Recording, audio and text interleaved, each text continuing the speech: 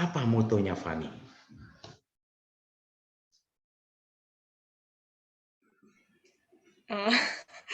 Saya belum berpikir, Pak.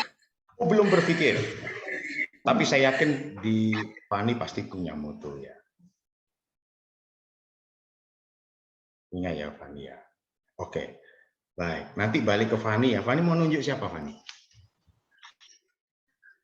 Saya mau nunjuk dia. Dea. Oke, Dea ditunjuk ya. Apa kira-kira motonya Dea?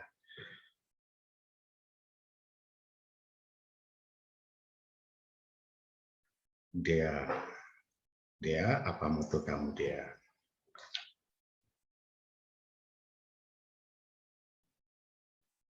Dea hadir ya?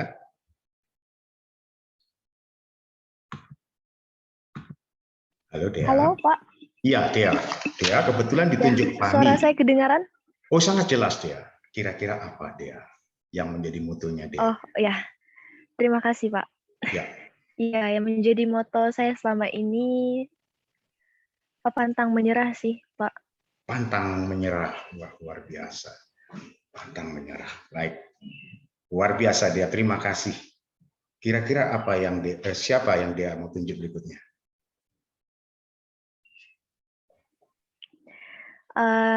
Nat Pak. Oke, baik. Silahkan. Ya, kalau saya, moto saya menjadi lebih baik setiap hari, Pak. Menjadi lebih baik setiap hari. Bagus, luar biasa, Natasha. Natasha mau tunjuk siapa? Karol, Pak. Karol. Waduh, Karol. Karol apa Karol? Iya Pak, jadi moto saya masalah sebesar apapun, Tuhan tuh lebih besar. Wah, puji Tuhan. Apapun masalahnya Tuhan lebih besar. Artinya masalah bisa kutanggung bersama dia. Begitu ya, luar biasa Karol. Ya, oke, Karol tunjuk siapa? Julia ada nggak ya Pak? Kok saya nggak lihat? Sepertinya saya kurang tahu. Mungkin kita cek di sini. Julia ya? Iya. Oke, Julia, adakah dirimu Julia? Ada Pak. Ada ya? Ya, oke, Julia ditunjuk Carol, Julia. Saya tuh selalu ingin belajar terus-menerus gitu, Pak. Teman bisa, kenapa saya nggak bisa gitu? Luar biasa. Saya ingin terus belajar. Kalau orang lain bisa, kenapa saya nggak bisa? Luar biasa. Oke, baik. Terima kasih. Julia tunjuk siapa? Jessica, Pak. Jessica, silahkan Jessica. Apa moto kamu, Jessica? Kalau dari saya sih Pak, belajar dari kegagalan. Karena kalau misalnya kita mungkin gagal atas sesuatu hal gitu, kita harus kayak ngambil kegagalan itu jadikan sebuah motivasi buat diri kita, Pak, untuk mencapai satu tujuan. Wah, terima kasih. Terima kasih ya. Oke, Jessica. Terima kasih. Boleh berbagi ke siapa sekarang? Ke Anastasia, Pak. Anastasia, silahkan Anas.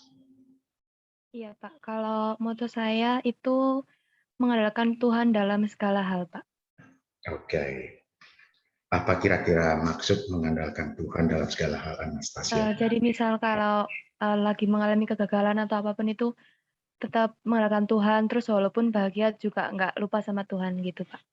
Luar biasa. Terima kasih Anastasia. Oke, luar biasa. Anastasia mau tunjuk siapa?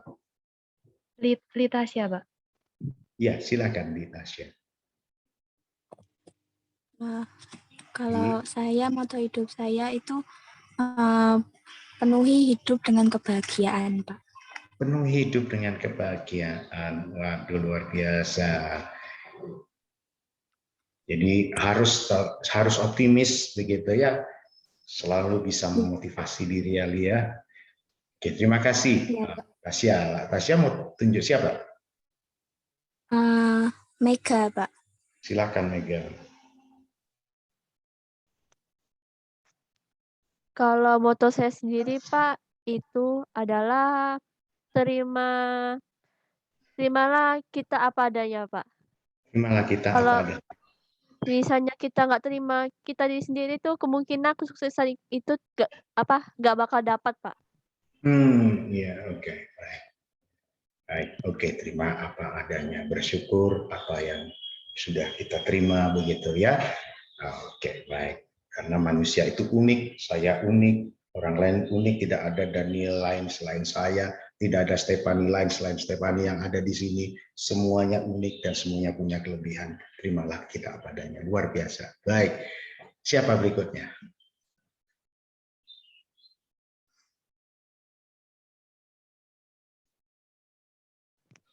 Saya pilih Yeven.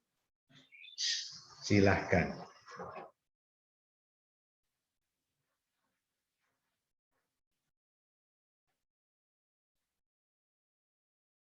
Adakah yang ditunjuk?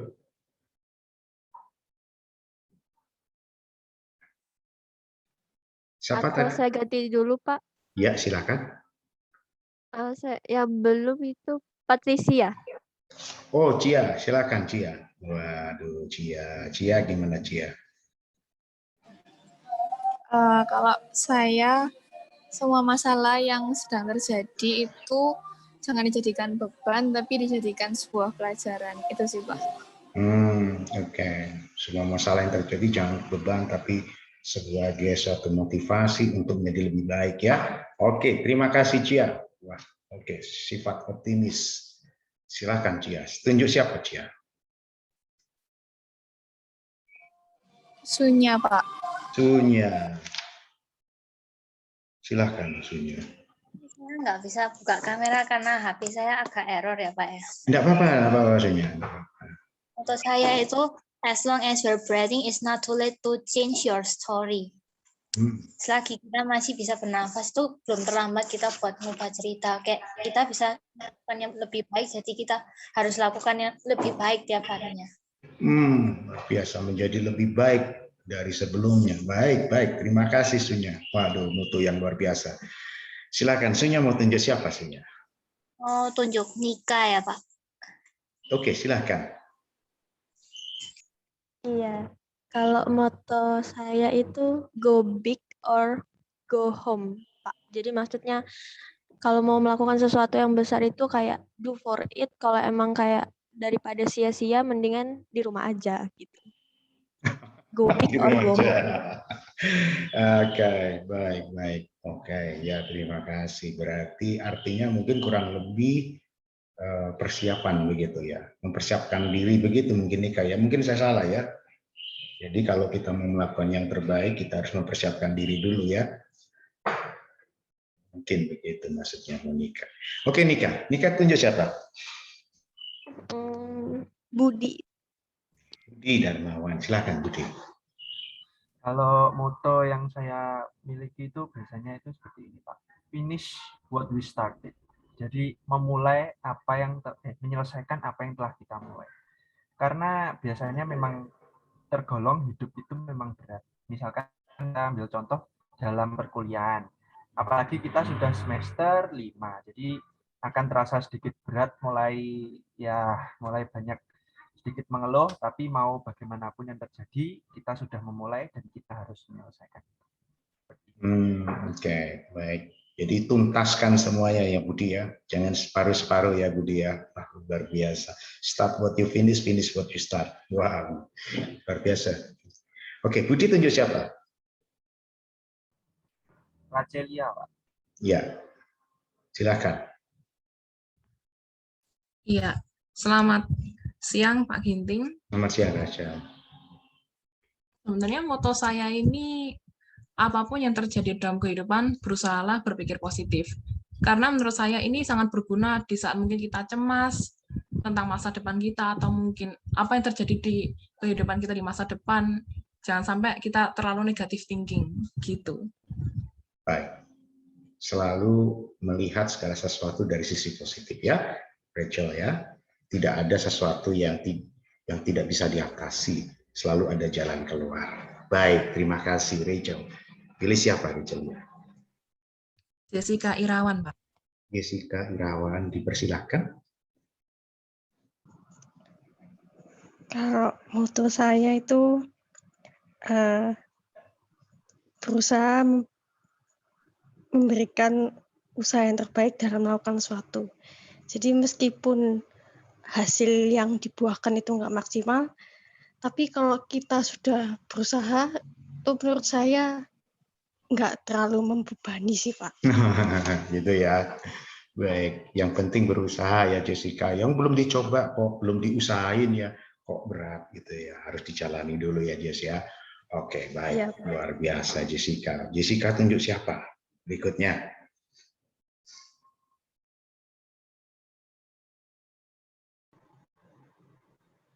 Yeven tadi sudah atau belum ya? Siapa yang belum? Yeven Saya Gabriela ya. Ya, silakan. Yeven, Pak. Ya. Jadi moto saya adalah jangan pernah mundur dari masalah. Jadi kita harus menghadapi masalah, sebab seberapapun berat harus kita hadapi. Baik, jadi kita harus berani melangkah ya. Harus berani melangkah apapun yang kita hadapi, apakah itu masalah atau bukan masalah, apa tantangan, kita harus lewati begitu ya. Oke, baik, terima kasih. Kamu menunjuk siapa, Gabriela? Yang belum. Siapa yang belum di sini?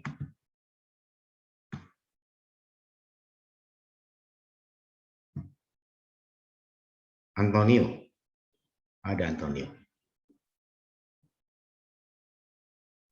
Ya. Ya, ya Antonio, silakan. Suara jelas ya. Oh, jelas sekali Antonio. Terima kasih. Baik. Halo. Ya, silakan Antonio.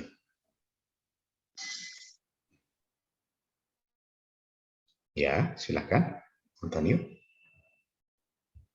Mungkin. Suaranya terputus Antonio.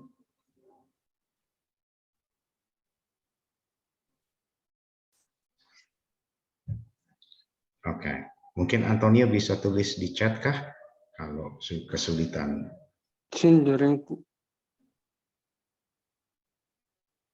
Halo. Ya, ya, agak terputus tadi Antonio.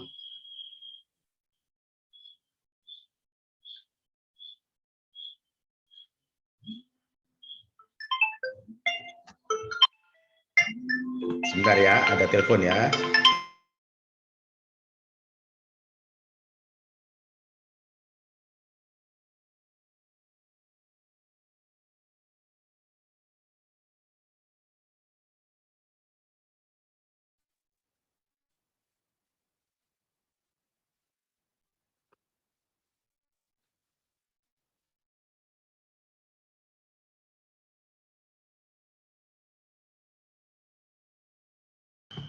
Oke, baik, mohon maaf. Oke, Antonio nanti bisa tulis di chat ya, apa yang bisa memotivasi kita semua ya. Oke, ada yang belum kebagian untuk menyampaikan moto dan berbagi? Iya, Stefani, silakan. Siapa Stefani? Oh iya, Stefani balik kepada Stefani. Silakan Stefani. Ya, Fani silakan. Apa menjadi motomu?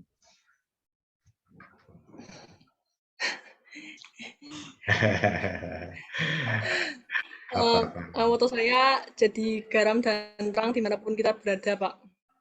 Apa itu artinya, Fani? Ya, kita harus bisa jadi teladan bagi orang lain. Gitu. Menjadi teladan bagi orang lain, luar biasa. Terima kasih ya, Fani ya. Ya, sudah sama-sama, boleh Pak. berbagi. Ada yang masih belum menyampaikan? Antonio nanti bisa menyampaikan di chat ya, Antonio. Tadi suaranya agak terputus ya. Oke, terima kasih teman-teman sudah berbagi motivasi, karena motivasi kata-kata teman-teman akan menguatkan kita, akan menjadi pribadi, individu yang betul-betul menjadi apa ya, kekuatan bagi kita supaya kita menjadi semangat begitu. Nah, pada siang hari ini kita akan lanjutkan diskusi kita ya teman-teman ya, yaitu tentang pembahasan grup 3. Kalau grup 1, grup 2 selesai, berarti di grup 3. Grup 3 dipersilahkan untuk menyampaikan presentasinya.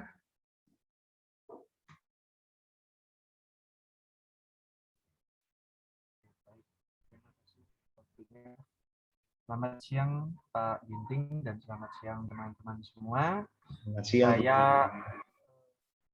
selaku koordinator dari grup 3 hari ini bersama teman-teman saya, yaitu ada Mega, Litasya, dan Natasha Marcella akan sedikit mempresentasikan kasus yang telah kita terima. Ya, jadi untuk kasus yang kita dapat yaitu seorang peneliti tertarik dengan topik pengelompokan arti dari sengja atau kosakata berdasarkan komponen yanpang atau radikal dalam Hanzi, ya, dalam tulisan Mandarin.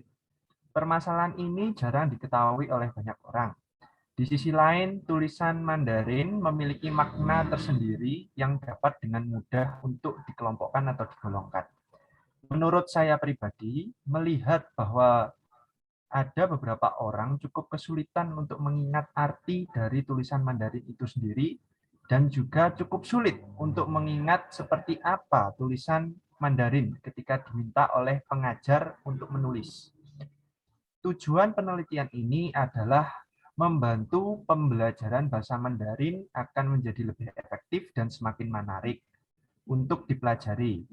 Dan juga saya berharap penelitian ini dapat menjadi sebuah metode pembelajaran yang baru. Seperti itu. Jadi untuk sekarang untuk pertanyaan yang pertama yaitu bagaimanakah masalah penelitian ini dirumuskan, akan dijawab oleh teman-teman. Ya, baik, silakan.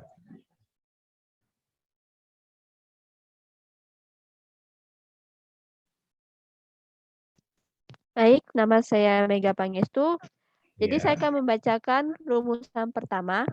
Jadi untuk rumusan pertama dari kelompok kami yaitu yang pertama, faktor apakah yang membuat radikal dalam Hanzi sulit untuk diingat? Kalau dari jawabannya adalah jika dipisahkan radikal di dalam Hanzi, maka Hanzi tersebut dipisah akan memiliki arti yang berbeda. Bisa juga nada bisa sama atau tidak berubah. Selanjutnya akan dibacakan rumusan kedua oleh Litasya.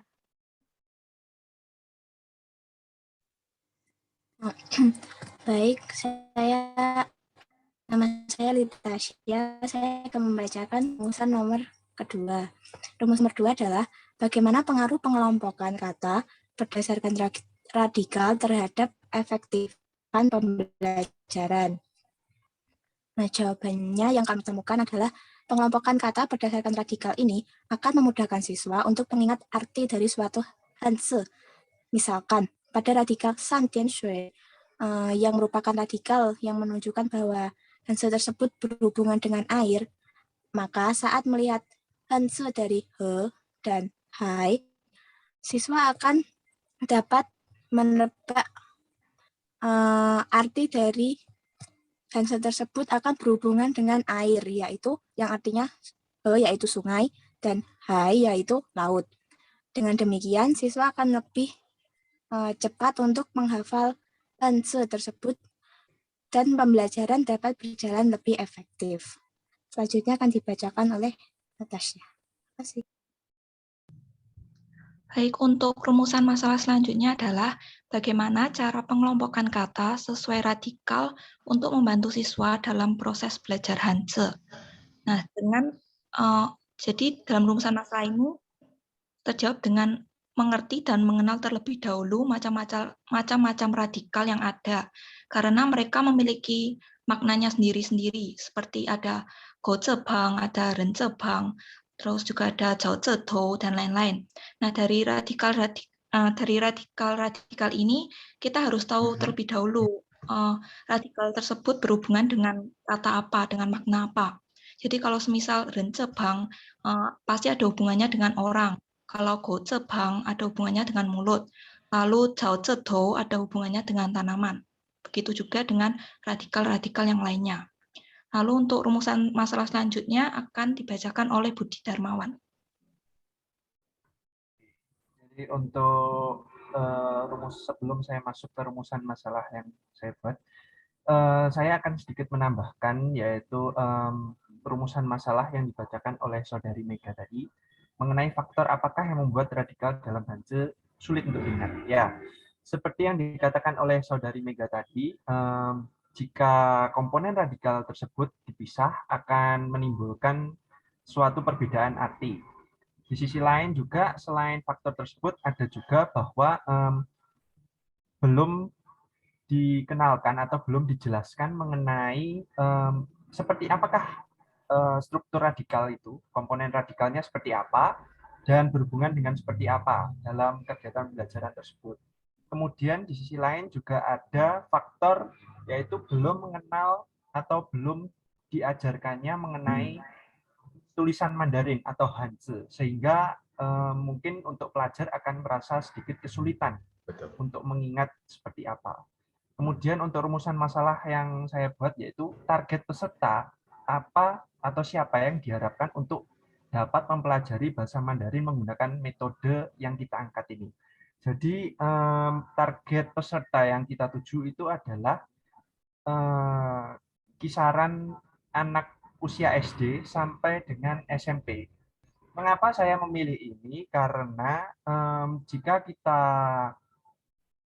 menurut kelompok kita, jika mempelajari menggunakan metode tersebut, itu memerlukan suatu konsisten, jadi perlunya pembelajaran tersebut secara berkala. Jika kebanyakan seperti pengalaman saya di wilayah saya, di tempat tinggal saya ini, ada bahasa Mandarin di kelas SD, dan ketika naik ke kelas SMP, itu belum tentu ada, terutama untuk sekolah-sekolah yang berbasis negeri. Jadi sedikit akan kesulitan atau membuat akan lupa. Jadi akan lebih mudah untuk membuat pembelajaran ini lebih konsisten. Jadi secara bertahap, terus-menerus, sehingga akan menjadi lebih kompleks lagi. Kemudian akan lebih juga, selain untuk anak usia SD dan SMP, anak untuk usia bimbel atau mungkin les-lesan itu akan juga lebih membantu seperti itu. Jadi sekian, itu saja untuk rumusan masalah yang kita. Terima kasih Budi atas dan teman-teman sekalian yang sudah berbagi. Mungkin ada yang mau ditambahkan?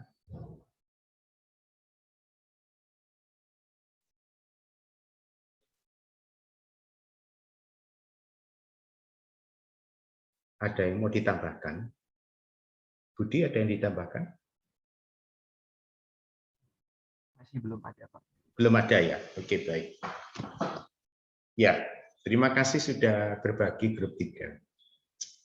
Saya sekedar hanya mengingatkan kembali bahwa yang menjadi fokus penelitian atau topik penelitian grup 3 ini adalah bermuara dari kesulitan untuk menguasai kosakata. Begitu ya. Jadi kosakata yang dianggap sulit gitu ya. Sehingga mengakibatkan pembelajar itu otomatis kemampuan mengingatnya juga terganggu begitu. Tadi disampaikan oleh teman-teman di kelompok 3 bahwa kesulitan itu terjadi pertama oleh karena pembelajar itu sendiri belum mempunyai kemampuan dasar ya. Kemampuan dasar untuk mengolah atau menggunakan kosakata itu. Betul sekali. Karena kita tahu bahwa pengetahuan ataupun keterampilan pada dasarnya itu merupakan akumulasi dari sekian banyak informasi atau pengetahuan yang kita kuasai sebelumnya. Nah, itulah manusia ya. Jadi pengetahuan itu harus senantiasa diperbaharui gitu ya. Kalau bahasa akademisnya, pengetahuan itu harus selalu direkonstruksi. Direkonstruksi itu diperbaharui. Caranya adalah pembelajar itu senantiasa diberikan informasi yang memperkaya pengetahuan yang dia kuasai sebelumnya. Intinya begitu ya. Ketika kemampuan itu semakin hari semakin bertambah, maka semakin berpengetahuan atau semakin terampil siswa kita. Ya. Jadi tujuan kita sebagai guru untuk membantu siswa kita adalah sampai kepada proses otomatisasi pengetahuan. Kalau bahasa akademisnya adalah akuisisi skemata. Jadi pengetahuan itu tersimpan di otak jangka panjang kita, student.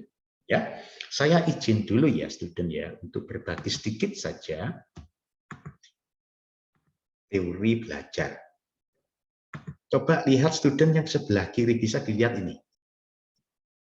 Ini ya, bisa ya, studentnya. Ini yang sebelah kiri, student. Ini ya, bisa lihat ya. Masih screen sharing, Pak. Oh, sudah, Pak. Baik, ya, oke.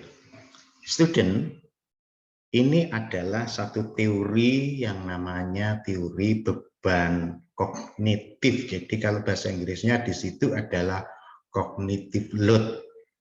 Nah, apa yang saya gunakan ini basisnya adalah ilmu psikologi kognitif, student.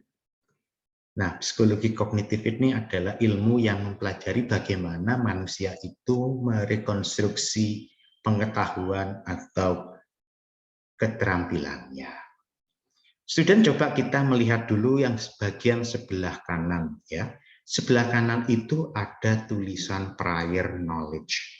Prior knowledge ini adalah segala pengetahuan, segala keterampilan yang student sudah kuasai sebelum mendapatkan intervensi pengajaran dari guru, dari Lao Tse.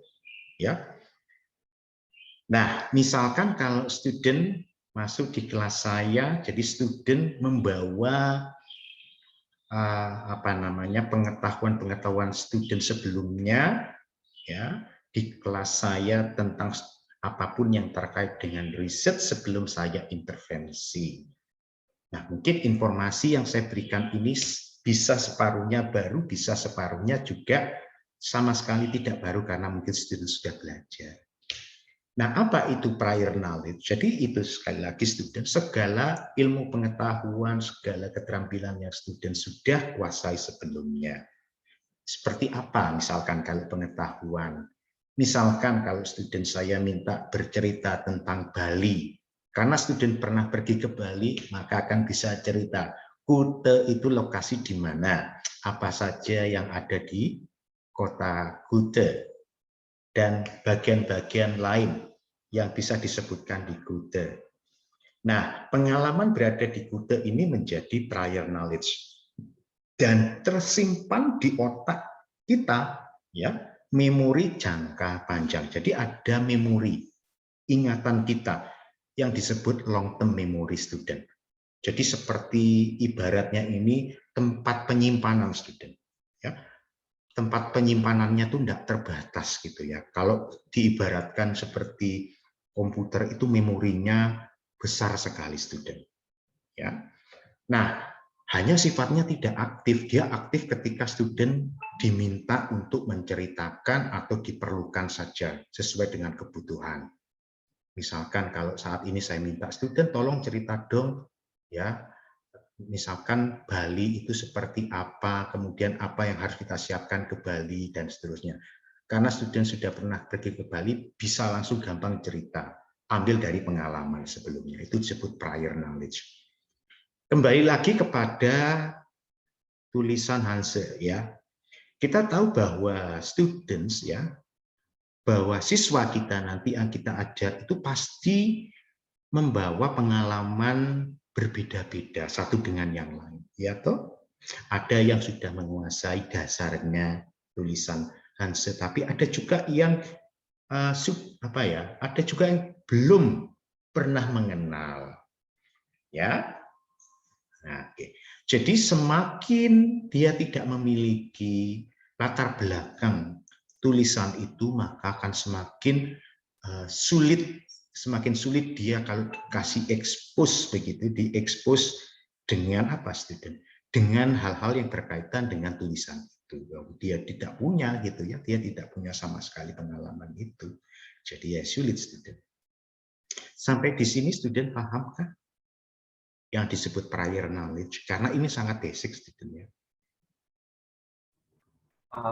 Paham ya? Oke, baik, terima kasih. Jadi ini segala sesuatu yang student pahami, student bisa kuasai, terampil melakukan apapun, itu prior knowledge. Posisinya di mana? Di memori jangka panjang. Ya, oke. Nah, prior knowledge ini harus senantiasa diperbaharui, student. Supaya apa? Supaya siswa kita itu mampu melakukan apa yang menjadi tujuan kita mengajar. Misalkan kalau kita mengajar, anak terampil menulis menggunakan karakter Hanse dengan tepat, begitu ya. Sehingga bagaimana kita mengarahkan kepada kemampuan itu, ya kita harus kuatkan prior knowledge-nya. Prior knowledge-nya harus terus setiap hari diperbaharui, terus sampai otomatis, student. Ya, sampai otomatis. Oke. Ngomong-ngomong soal bagaimana ini seperti otomatis ini, gimana caranya? Kita masih ingat dulu waktu kita belajar menggunakan laptop, begitu ya? Bagaimana kita membuat sebuah tulisan menggunakan PowerPoint atau dokumen gitu ya. Tentu tidak ujuk-ujuk langsung bisa begitu kan. Kita harus mulai dulu mengenal tombol-tombolnya, fungsinya, Ctrl A, Ctrl C, bagaimana kita mengeprint begitu kan. Nah, ini kan sifatnya kan step by step dan tidak bisa langsung dilakukan. Demikian juga nanti harus kita lakukan itu kepada student kita. Ya. Oke.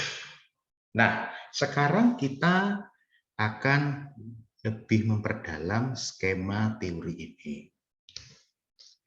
Student, kita tahu bahwa teori ini ya, kita melihat agak ke kiri sedikit sekarang student. Ada words, ada pictures. Bisa dilihat ya students ya. Bagian kiri sendiri itu ya ada words, ada pictures. Bisa kelihatan? Lihat ya, ini ya. Bisa, Pak. Oke, coba dilihat yang ini, words dan pictures. Nah, kenapa ini harus saya berikan kepada kalian? Oleh karena posisi kita dalam konteks teori ini adalah sebagai pengajar. Ya. Nah, siswa kita itu ketika kita mengajar, ya, itu ada dua kemungkinan dia mendapatkan informasi. Yang pertama, ketika kita berbicara, ya, ketika kita berbicara, maka yang mereka dengarkan adalah suara dalam bentuk kata-kata, makanya disebut words. Itu masuk di telinganya, student. Jadi ketika saya mengajar sekarang, ini pun ya, ini saya menggunakan input suara. Ya. Nah, panca indera siswa kita untuk menerima input itu melalui telinga. Ya. Kemudian yang kedua student, kita juga bisa mengajar siswa kita dengan menggunakan gambar.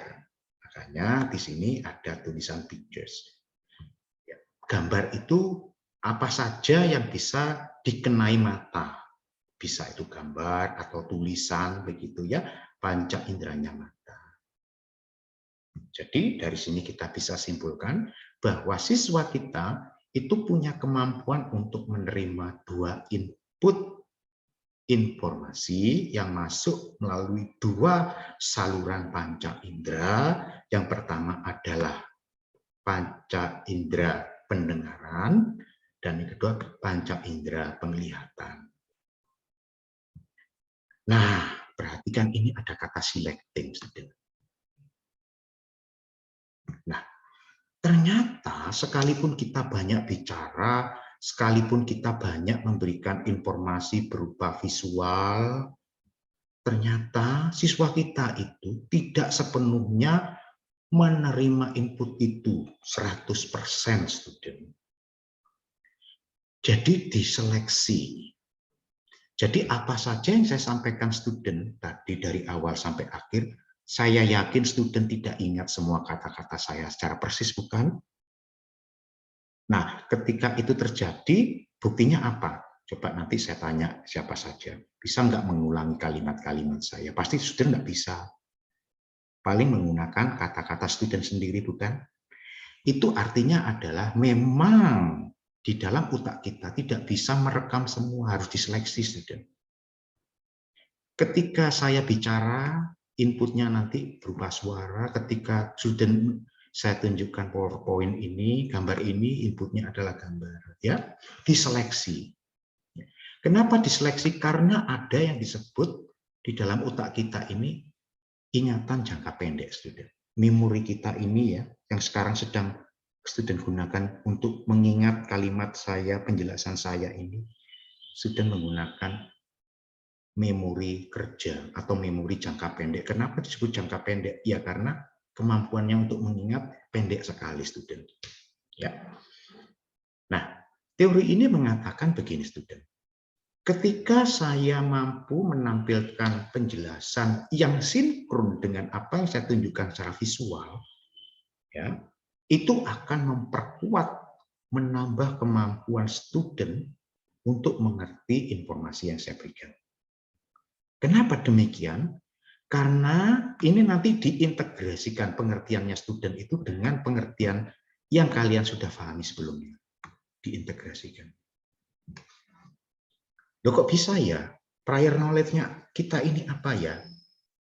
Ya tentunya student pasti paling tidak bisa menyambung apa informasi yang saya sampaikan tadi, karena student pasti paham dengan istilah atau kalimat-kalimat yang saya jelaskan.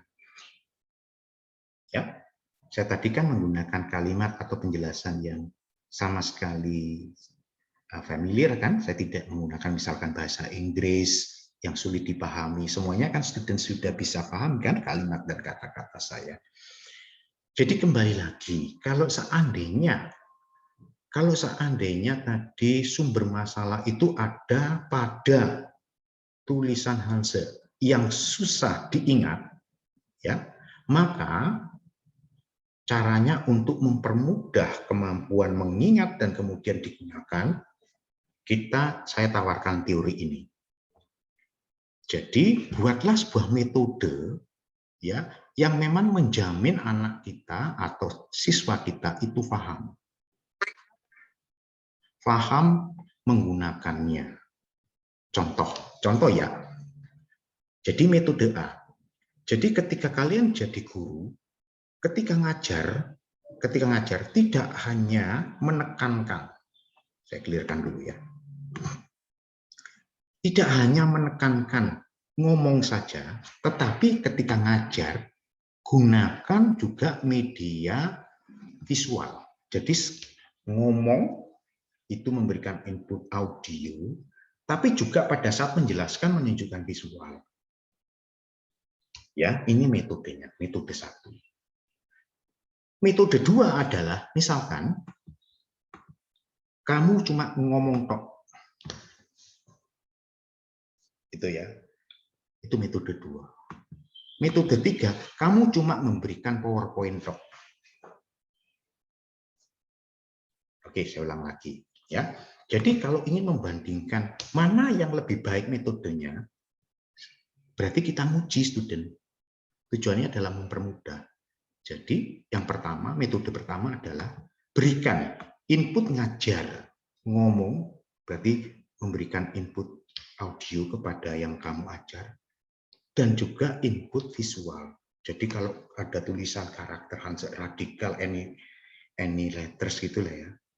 Ya udah tunjukkan juga. Itu ada 2. Asumsi teorinya adalah ketika apa yang disampaikan secara audio dan visual itu sinkron dan berintegrasi dengan pemahaman siswa kita, mempermudah ingatan. Nah, coba benar nggak asumsi teori itu? Ayo kita uji misalkan. Wis, kita ngajar pakai audio tok. Ya, audio saja. Siswa kita tidak usah kita kasih gambar. Kita uji lagi metode ketiga. Wes, kita kasih PowerPoint saja. Wes, kamu belajar sendiri, ya, belajar sendiri. Tak kasih gambar, nanti kamu belajar sendiri. Gitu. Ya, sehingga dari sini akhirnya kita bisa mempertegas lagi mana metode yang lebih baik. Itu student. Itu saran dari saya. Untuk grup ini, rumusan masalahnya bila memang kita ingin menguji metode, saya menawarkan rumusan masalahnya adalah apakah siswa yang diajar dengan metode A tentunya ada dalam kurung-kurung buka kurung tutup, audio plus visual, itu lebih baik daripada siswa yang diajari dengan metode visual dan audio di dalam hal karakter Hansen. Jadi menggunakan desain eksperimen. Gimana caranya Pak Ginting? Caranya adalah misalkan kita buat eksperimen pertemuan pertama sampai pertemuan ketiga misalkan. Itu kita kasih anak didik kita itu cuma gambar tok wis, PowerPoint saja. Dikasih teks, beliau belajar sendiri wis. Ya, pertemuan 1, 2, 3. Ini tak kasih PowerPoint ya. Ini tak kasih penjelasan. Pokok semuanya serba visual. Itu ya. Sudah. Habis itu kamu tes. Hasil tes ini mencerminkan apa yang sudah kamu berikan dengan metode visual. Dan kemudian pertemuan keempat, kelima, dan keenam, kamu ngajarnya itu dengan memberikan podcast. Ya, podcast. Mendengarkan saja tanpa ada gambar. Anak ini kamu kasih, kilo ya, dengarno ya. Rekamannya Pak Ginting, dengarkan. Ya, ini loh tulisannya itu harusnya gini, tapi cuma dengarkan saja. Pertemuan selanjutnya, kamu kasih tes. Ya. Nah, baru pertemuan 7, 8, dan 9, kamu memberikan kombinasi mengajar audio dan visual, misalkan film. Kalau perlu ketemuan seperti ini. Setelah itu pertemuan selanjutnya kamu kasih tes, lihat banding no. Tes mana yang bagus? Tes pakai metode 1, metode 2, atau metode 3. Menurut kalian metode yang paling bagus yang mana? Kita belum tahu. Makanya harus diteliti. Nah, gitu ya. Paham ya sampai di sini? Paham, Pak. Oke, ada yang mau bertanya dipersilahkan. Nah, saya menyarankan fokus saja satu rumusan masalah. Rumusan masalahnya adalah apakah siswa yang diajari metode 1 lebih baik dari siswa yang diajari metode 2 dan metode 3 di dalam hal karakter Hansen. Itu. Bagaimana cara untuk mendapatkan jawaban terhadap rumusan masalah tadi? Menggunakan desain penelitian eksperimen. Tadi eksperimen sudah saya jelaskan ya? Sudah ya? Oke, baik. Ada pertanyaan grup 3 sampai di sini? Untuk yang teori belajar tadi paham enggak? Yang menggunakan paham, Pak. Paham ya, cognitive load tadi ya. Oke. Jadi itu, kita itu belajar itu pada intinya mengantarkan anak didik kita sampai kepada penguasaan ilmu ya, yang memang akhirnya membuat mereka kerja itu otomatis. Jadi tidak banyak pikir gitu ya. Oke. Baik, kalau memang paham berarti kita menginjak grup yang keempat. Terima kasih ya Budi dan teman-teman ya. Oke, grup 4 siapa ya? Silahkan grup 4. Mari. Pak Ginting, maaf sebelumnya. Saya Patricia, juga bukan dari grup Budi. Saya ingin bertanya. Silakan, Cia. Yang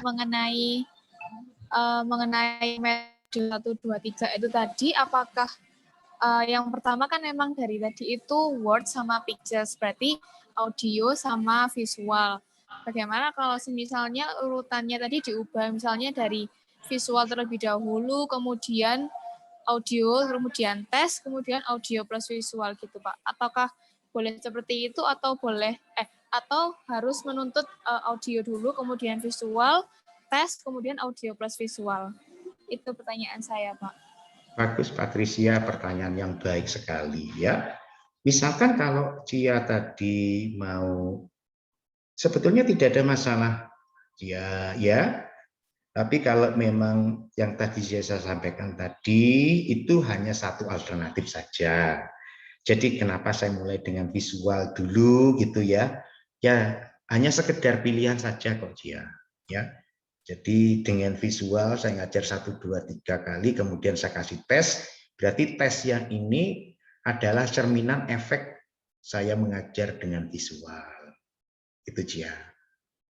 Kemudian pertemuan selanjutnya ya Cia ya, 4, 5, 6 saya hanya memberikan share podcast gitu Cia. Hanya berupa MP3, kemudian saya minta siswa saya belajar dengan mendengar saja, kemudian pertemuan selanjutnya saya kasih tes. Nah, asumsi saya Cia, hasil tes ini adalah hasil efek dari audionya. Atau misalkan kalau Cia mau gabungin ya, visual dulu 1, 2, 3 gitu ya, enggak langsung dites gitu ya. Kemudian pertemuan 4, 5, 6 ini dikasih audio saja baru dites. Berarti tes yang ini diasumsikan adalah efek dari ya visual dan audio, hanya saja nanti jadi mubajir yang tadi itu gitu, karena kita tidak tahu apakah hasil tes ini juga dampak dari visual yang kita tadi awali di 1, 2, 3 Cia. Lebih baik 1, 2, 3 setelah kita kasih visual langsung aja dikasih tes Cia. Nah, gitu. Atau dibalik dulu, misalkan audio dulu gitu Cia. 1, 2, 3 audio baru tes. Nah, tesnya ini cerminan kita mengajar audio. Baru 4, 5, 6 visual kita kasih tes. Nah, baru yang selanjutnya 7, 8, 9 kita kasih yang audiovisual. Campur jadi satu ya, baru kita kasih tes. Jadi kalau ditanya apakah harus seperti itu, tidak. Artinya ya saya hanya ingin mendapatkan efek dari metode saja Cia. Gitu ya, bisa dibolak-balik Cia. Tapi lebih baik kalau seandainya yang paling komplit itu paling belakang Cia. Gitu ya Cia ya, paham ya Cia ya? Paham Pak. Kemudian yang apakah itu setiap 3 kali pertemuan, kalau misalnya dari pertama 3 kali pertemuan berarti rutin setiap 3 kali pertemuan gitu ya Pak ya? Betul Cia. Jadi tidak boleh ya, kalau visual saja Cia, tidak boleh dicampuri audio. Baik Pak, terima kasih. Sama-sama Cia. Jadi efek ya. Jadi kita kalau mau mengklaim ada hubungan antara kemampuan menulis Hanse dengan metode, itu menggunakan metode eksperimen, karena desain eksperimen itu adalah desain yang mau menjustifikasi hubungan sebab dan akibat. Akibatnya apa? Kemampuan dia menulis, jadi hasilnya dari tes, ya. Sebabnya apa? Metode. Sebab akibat, ya. Baik, ya. Ada yang mau lain bertanya, silakan. Satu saja yang rumusan masalah ya Budi CS ya.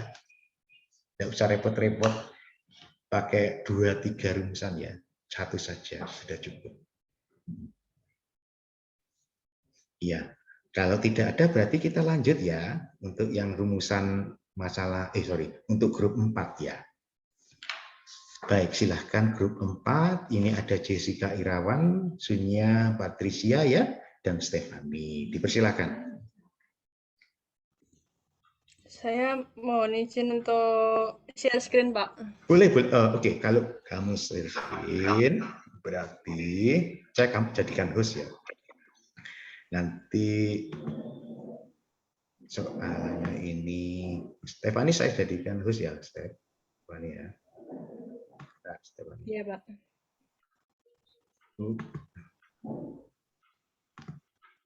Silahkan, sekarang mestinya kamu sudah bisa. Ya, makasih, Pak. Oke, Stefani.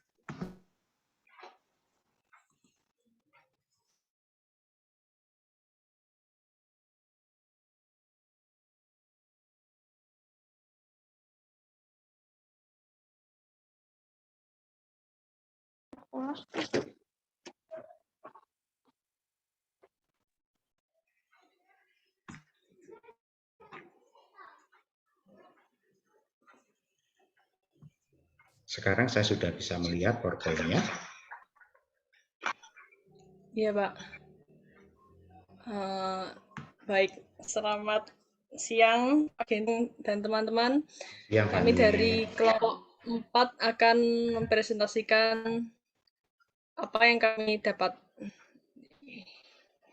Jadi, kasus yang diberikan itu adalah peneliti mengangkat topik kendala siswa pendidikan bahasa Mandarin dalam berkomunikasi. Tujuan penelitian ini adalah untuk mengetahui apa penyebab dari kesulitan siswa-siswi yang belajar bahasa Mandarin saat berkomunikasi dengan baik dan memberikan solusi pada orang lain yang memiliki kesulitan dalam berbahasa. Rumusan masalah yang kami dapat ada 3. Yang pertama, bagaimana usaha siswa pendidikan bahasa Mandarin untuk mengatasi kendala dalam berkomunikasi. Yang kedua, bagaimana pengajar mengatasi kendala siswa dalam berkomunikasi dalam bahasa Mandarin. Yang ketiga, bagaimana pengaruh guru lokal dengan guru asing dalam perkembangan belajar bahasa Mandarin. Selanjutnya akan dilanjutkan oleh Jessica.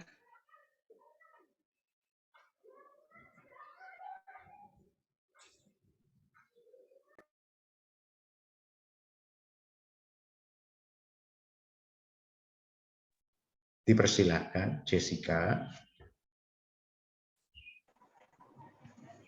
Baik, jadi untuk rumusan masalah yang nomor 1 yaitu bagaimana usaha siswa pendidikan bahasa Mandarin untuk mengatasi kendala dalam berkomunikasi.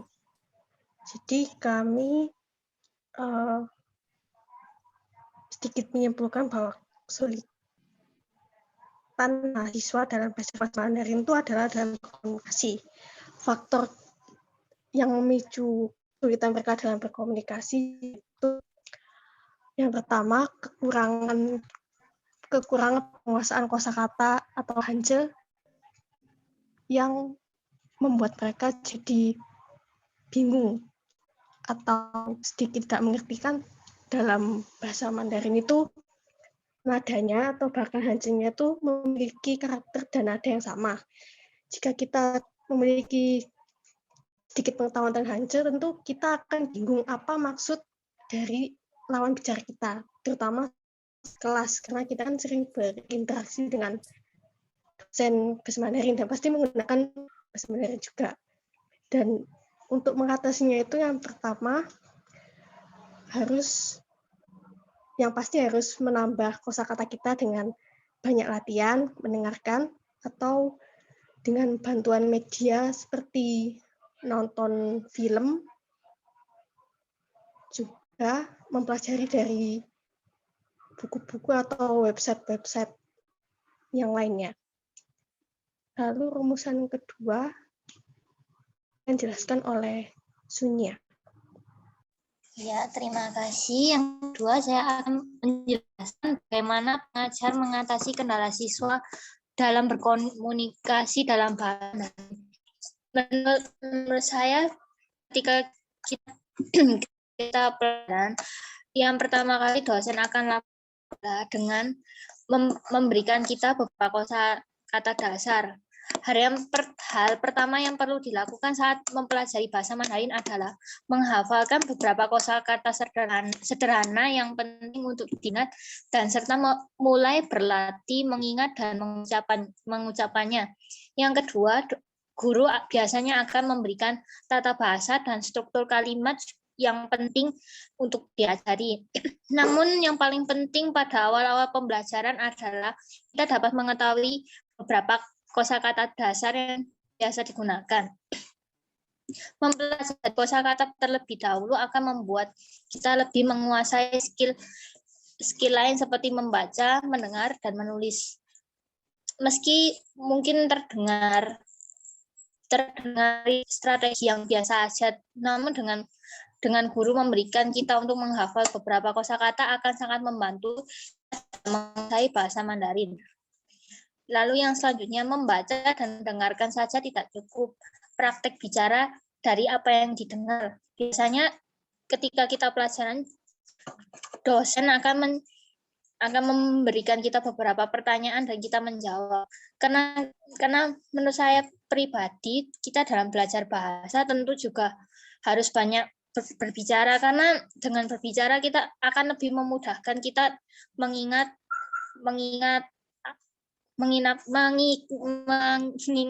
kosakata tersebut dan juga frasa yang diajarkan. Karena aspek berbicara adalah satu-satunya persyaratan untuk menjadi lancar berbahasa Mandarin, serta hal lain yang dapat dilakukan seperti yang dikatakan Jessica, kita juga dapat mendengarkan musik atau menonton film untuk memudahkan kita memahami apa yang dimaksudkan. Sekian dari saya, selanjutnya akan dijelaskan oleh teman saya, Cia ya. Untuk pertanyaan yang ketiga, yaitu bagaimana pengaruh guru lokal dengan guru asing dalam perkembangan belajar bahasa Mandarin. Dengan ini, kita tentu saja bisa mengetahui bahwa dalam pembelajaran bahasa, banyak sekali dosen ataupun guru yang berada yang natif dan juga guru lokal, di mana keduanya pasti mempunyai kelebihan dan kekurangannya masing-masing. Nah, dengan kelebihan dan kekurangan yang dimiliki oleh native speaker dan non-native speaker, dapat terjadi permasalahan dalam proses pembelajaran. Misalnya dalam proses penjelasan, ataupun native speaker yang mungkin hanya bisa menggunakan bahasa Inggris, sedangkan pembelajar hanya bisa menggunakan bahasa Inggris dalam skala yang sangat-sangat minimal. Kemudian native speaker dan non-native speaker memiliki alur proses pembelajaran yang sama serta menggunakan media yang sama. Tetapi seringkali siswa menemukan perbedaannya, yaitu dalam hal kedisiplinan waktu pembelajaran, kemudian penggunaan bahasa ibu, serta bagaimana seorang guru itu mempelajari karakteristik peserta didiknya. Sekian dari saya, terima kasih.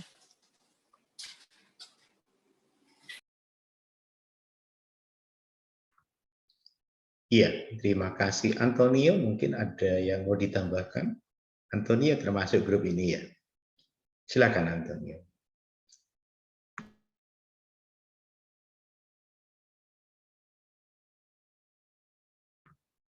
Semoga tidak terkendala jaringan ya Antonio ya. Kasihan di Timor Leste sekarang. Silakan Antonio, bisa ya dengar suara? Ya, silakan.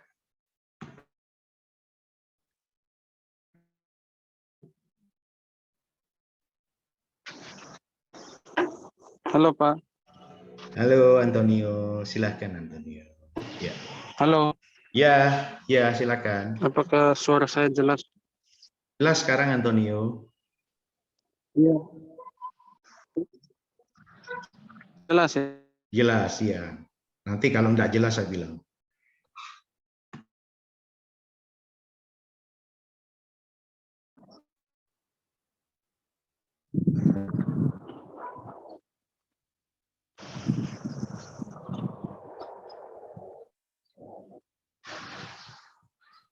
Bisa ya Pak suaranya? Ya, iya bisa. Silakan Antonio. Ya, sampaikan.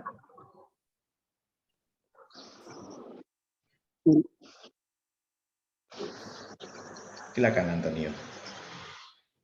Mohon maaf Pak, tadi kurang dengar ini.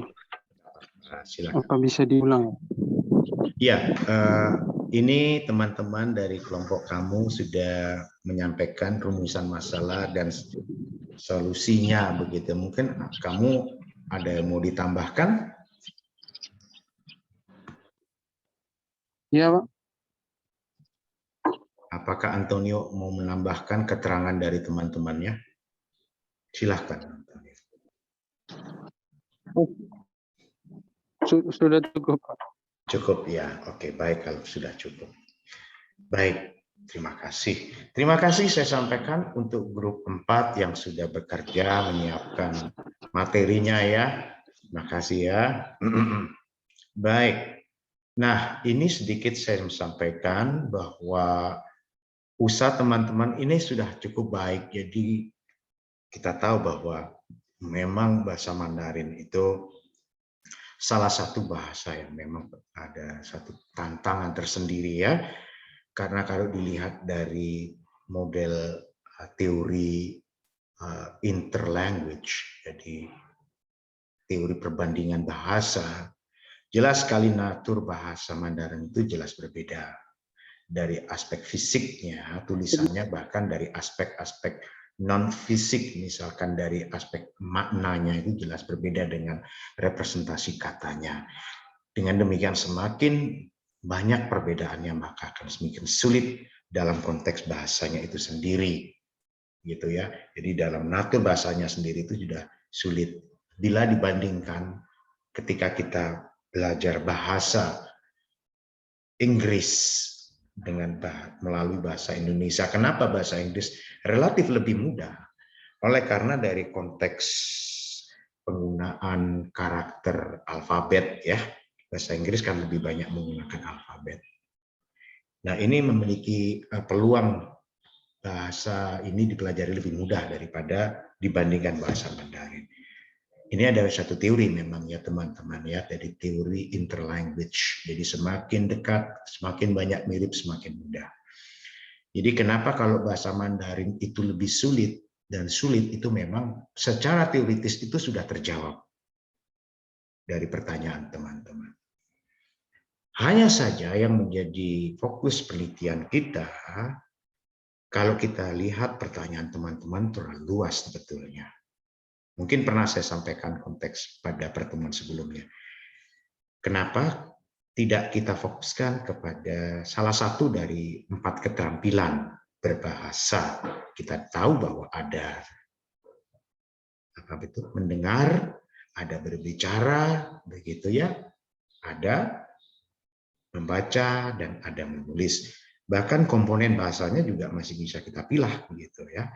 Misalkan ada aspek kosakata, atau hanya mengenai tata bahasa, atau grammar, itu saja. Nah, kalau ditanya apakah kendala komunikasi, nah ini terlalu luas saya rasa. Kendala komunikasi dalam konteks keterampilan yang mana? Karena ketika kita berbicara keterampilan mendengar, di situ ada komunikasi. Berbicara, di situ juga ada komunikasi. Demikian juga membaca dan menulis. Ya, Dek. Karena kalau kita bicara komunikasi berarti adalah konteks bagaimana kita memahami pesan dan mengembalikan pesan.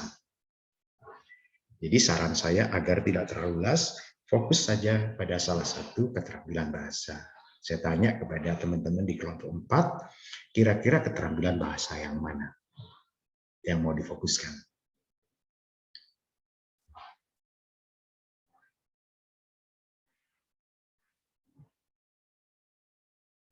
Terlalu luas teman-teman kalau konteks komunikasi. Silakan, mungkin bisa mengusulkan. Mungkin menurut saya lebih ke pemahaman materi kali ya Pak ya. Pemahaman materi, oke baik. Jadi dalam perspektif siswa begitu ya, yang dibicarakan ya. Pemahaman materi, berarti sifatnya lebih reseptif, menerima dia. Nah, kalau kita berbicara keterampilan menerima itu ada dua maksudnya, yaitu mendengar dan membaca. Memahami kan? Memahami bacaan dan memahami ungkapan lisan berupa mendengar. Karena ada keterampilan yang sifatnya reseptif dan reaktif. Yang reseptif berarti dia menerima. Listening dan reading. Reading itu membaca. Tapi yang reaktif, yang lebih responsif, yaitu berbicara dan menulis. Karena kita ketika berbicara, berarti kita mengembalikan satu apa yang kita dengar, kita sampaikan. Atau kita menulis, berarti kita bereaksi terhadap sebuah tulisan, dan kita menyambung itu menjadi komunikasi tulisan. Yang mana yang dimaksud?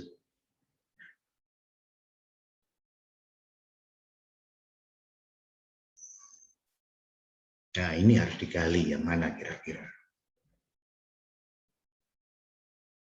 Oke, Pak. Ya, silakan mengusulkan. Kalau seandainya semua keterampilan, nanti kalau meneliti semua keterampilan, skripsinya nggak selesai satu semester. Terlalu berat ya. Jadi fokus saja pada satu keterampilan.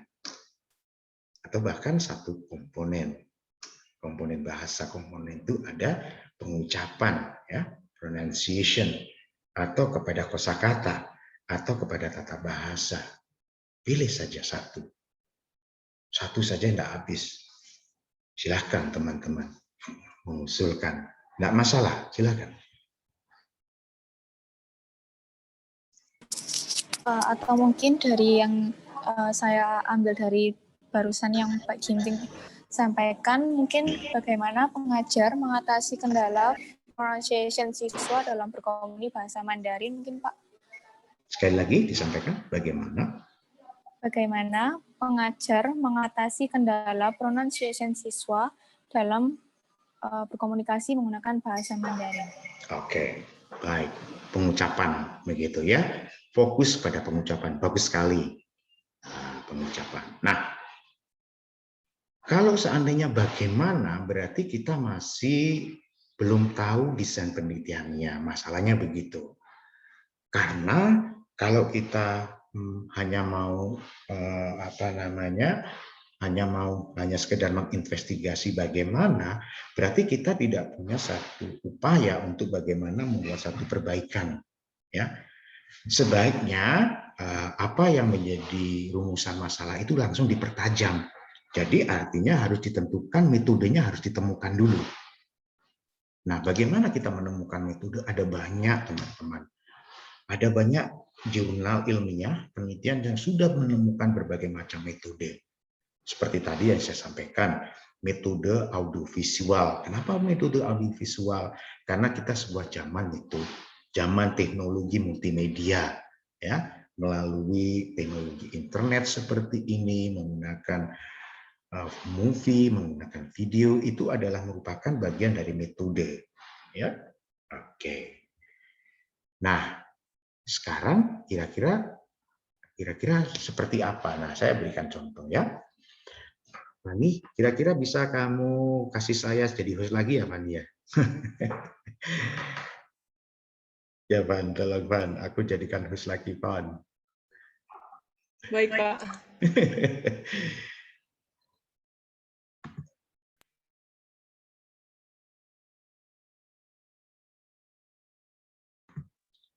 Baik. Nah, saya balik lagi ke teori multimedia lagi ya, teman-teman ya.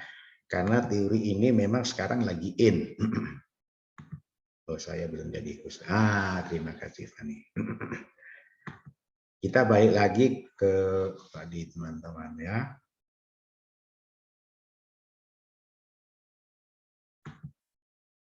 Nah, kalau kita tadi sudah belajar bahwa metode audiovisual itu lebih baik misalkan kalau hanya menggunakan satu modalitas visual saja, satu modalitas audio saja, tetapi menggunakan dua modalitas, ya kita bilangnya modalitas ya untuk materi informasi, maka kita juga bisa menguji ya metode itu seandainya menggunakan dua modalitas visual dan audio seperti ini, ya, dengan misalkan mengujinya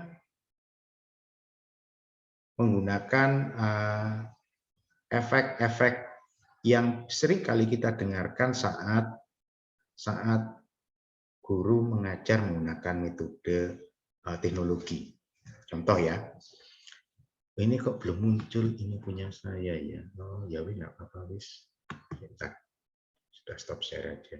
Gini rekan-rekan sekalian, kalau kita perhatikan banyak sekali materi-materi video di internet itu menggunakan background musik, betul nggak?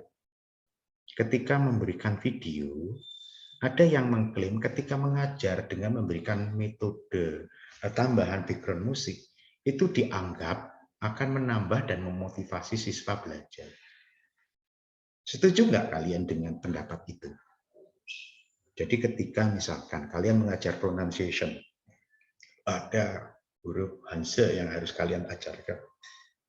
Ketika kalian mengajar menggunakan rekaman video, supaya kelihatannya lebih menyenangkan gitu, dikasih background musik. Kira-kira setuju nggak kalian dibandingkan dengan tanpa background musik?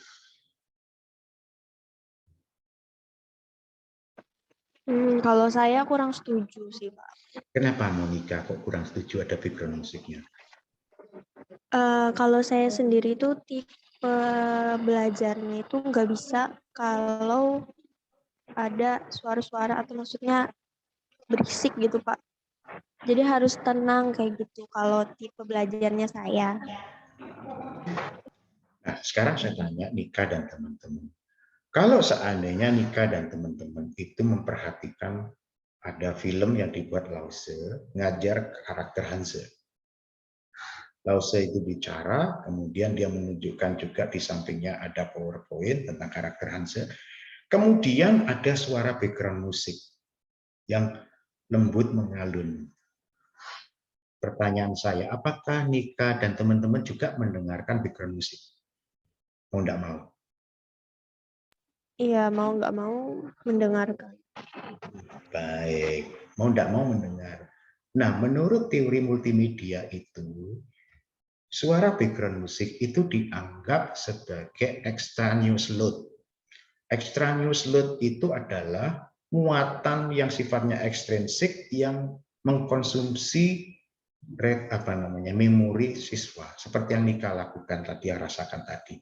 Mau enggak mau Nika sebagai siswa itu akan memberikan atensinya kepada background musik, mau enggak mau, karena terekspos. Jadi ada split attention, jadi atensi yang terpecah di situ. Ya, jadi sebagian memorinya Nika diberikan kepada penjelasan Lause dan gambar, sekaligus mendengarkan background musik. Nah, gitu. Sehingga dengan ini pun kita juga bisa mengadakan eksperimen. Apakah mengajar dengan menggunakan multimedia background musik atau tanpa background musik gitu ya. Tanpa background musik lebih baik mengajar dengan metode multimedia tanpa atau dengan background musik. Itu bisa diuji. Nah, gitu. Jadi kita sudah temukan satu metode untuk mengajarnya. Ya. Jadi dibalik tadi kalau Fani kan bagaimana gitu ya tadi ya. Bagaimana mengatasi kendala untuk pronunciation sudah, kita sekarang sudah tetapkan metodenya dalam menggunakan multimodalitas. Kita menggunakan visual seperti PowerPoint dan audio penjelasannya Lause. Ditambah kita uji background musik, satu pakai background musik, satu tidak background musik. Itu satu, ya kan? Contoh lain, mana yang lebih baik mengajar dengan menunjukkan wajah, ya, menggunakan wajah, dengan mengajar tanpa menunjukkan wajah. Misalkan begini, ketika saya on off cam, kalian lebih suka saya off cam atau saya on cam? On cam. Nika milih saya on cam. Teman-teman yang lain? On cam, Pak. On cam. Kalau yang lainnya gimana? On cam ya, pilih on cam ya. Pilih lebih on cam ya. Nah, Iya, Pak. menurut teori multimedia itu adalah efek personalize. Jadi efek personalisasi kehadiran guru itu terasakan oleh siswanya. Ini juga bisa diuji.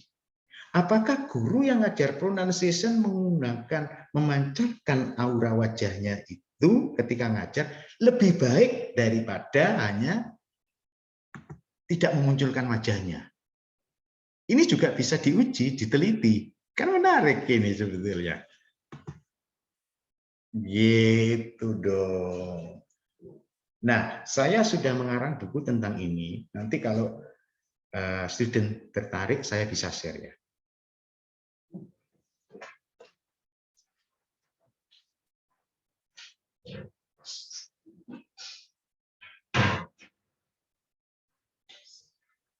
Student saya bukan bermaksud untuk pamer, tidak. Saya bukanlah orang yang suka pamer. Tapi saya sudah saya sudah membuatnya di buku seperti ini. Kalau teman student tertarik, nanti saya bisa sharekan ya. Nanti saya carikan PDF-nya.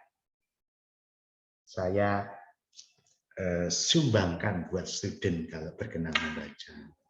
Ya. Baik. Nah, begitu Fani, Gia, kemudian ada Antonio, ya, Sunya, Jessica, masukan dari saya. Jadi langsung saja temukan metodenya tanpa harus bagaimana gitu ya. Langsung saja, apakah guru yang mengajar dengan background musik lebih baik hasilnya daripada guru yang menggunakan tanpa background musik? Atau diuji lagi, apakah guru yang mengajar dengan memunculkan wajahnya itu lebih baik daripada guru yang tidak memunculkan wajahnya, hubungannya dengan keterampilan siswa, pengucapan siswa? Nah, itu jadi menarik gitu ya. Jadi langsung saja. Itu satu. Kalau mau menguji metode. Tapi juga bisa dikatakan langsung saja, bagaimanakah guru yang menggunakan metode. Jadi langsung ya, bagaimanakah metode multimodalitas tanpa background musik meningkatkan keterampilan pengucapan. Gitu. Bagaimanakah metode ya apa lagi metode dengan memunculkan wajah itu meningkatkan keterampilan siswa di dalam pengucapan. Bagaimana? Nah, karena dua hal ini akan menggunakan desain yang berbeda. Kalau seandainya yang pertama tadi, apakah metode A lebih baik dengan metode B, itu menggunakan eksperimen. Tetapi kalau seandainya rumusan masalahnya adalah bagaimanakah metode menggunakan menampilkan wajah itu meningkatkan keterampilan pengucapan, itu menggunakan desain tindakan kelas. Jadi ini adalah action research. Action research itu desain penelitian seperti guru membuat satu tindakan kelas mengajar yang baik untuk meningkatkan satu keterampilan tertentu tanpa harus membandingkan metode satu dengan metode lain. Itu intinya. Nah, karena ini hanya satu pengantar begitu ya, jadi asal dengar dan asal tahu saja dulu ya. Oke, student, saya rasa itu yang bisa saya sampaikan ya. Mudah-mudahan penjelasan saya yang terbatas ini bisa ya paling tidak menambah pengetahuan gitu ya. Saya mohon maaf tidak bisa